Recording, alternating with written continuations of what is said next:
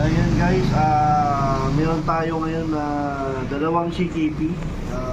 Titingnan natin kung ano yung sira na at saka yung buo dito. Meron pala tayong dito, CKP tester. Mahirap yung tayo, yung mamula-hula.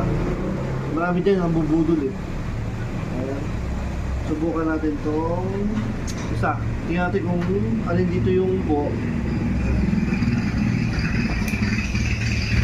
Pala yung CKP tester natin. Ayan. Ito yung voltahe, no? Yung voltage. Right. Ito yung isang CKP. Tingnan natin kung alin dito yung buo at sira. Tingnan mo. Gusto mo dito. Tingnan mo. Ayan, all function. Ayan.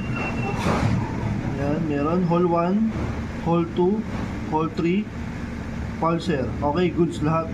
Okay, goods lahat. Alright. Butong CKP na to. Itong isa, yung isa testing natin. Yung buo.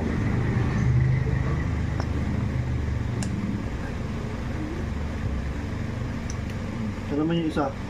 Tingnan natin kung buo rin to. Meron naman testing ng ano. Yan. Testing natin sa hole 1. Okay, good. Hole 2, hole 3, goods, pulser. Wala, no function. Yung pulser, no function, no? Kita nyo, hindi mo ilaw.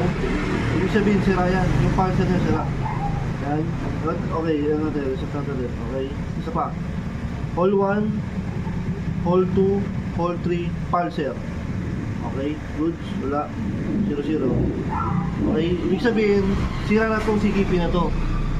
Ganyan mag-test ng CKP, hindi yung sasabihin lang ng mekaniko na ay boss, sira yung CKP mo. Huwag yun, huwag ganun. Kailangan pumunta kayo sa shop na meron kayong pag-test talaga para makasigurado kayo. Dito sa GCCI Motor Parts yan, ligit yan dito. More on electronics tayo dito bawal budol.